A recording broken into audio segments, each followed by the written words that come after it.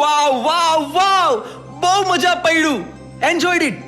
મનર કાકા, માયા કાકી, તમે તો અહીંયા અમદાવાદમાં જ રહો છો ને, તો મને હેરિટેજ વોકમાં જવું છે, તો તમે લઈ જશો?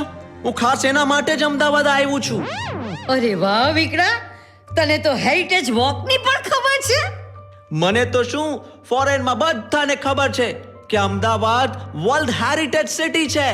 એટલે કે અહીંયાની પોળ, સીધી સૈયદની જાળી, ઝૂલતા મિનારા, હઠીસિંગના દેરા, સ્વામિનારાયણ મંદિર, ઓ વાવ, કેટલી જગ્યા. આ બધું જ જોવું છે મારે. ખાસ ફોરેનર્સ આ જોવા માટે જ અહીંયા આવે છે. એકદમ સાચી વાત કરી વિક્રમ તે. 600 વર્ષથી પણ જૂના આપણા અમદાવાદને વિશ્વએ હેરિટેજ સિટીનો દરજ્જો આપ્યો છે. એ સૌ અમદાવાદીઓ માટે ગૌરવની વાત છે.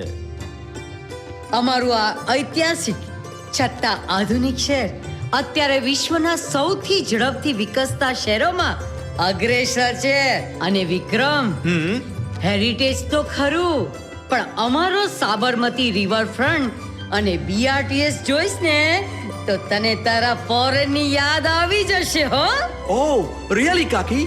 હા, એકદમ સાચી વાત. તો મારા સૌ વાલા અમદાવાદીઓને મારે એક જ વાત કહેવી છે કે મોજ માર્યો અને બધાને મોજ કરાવતા રહ્યો.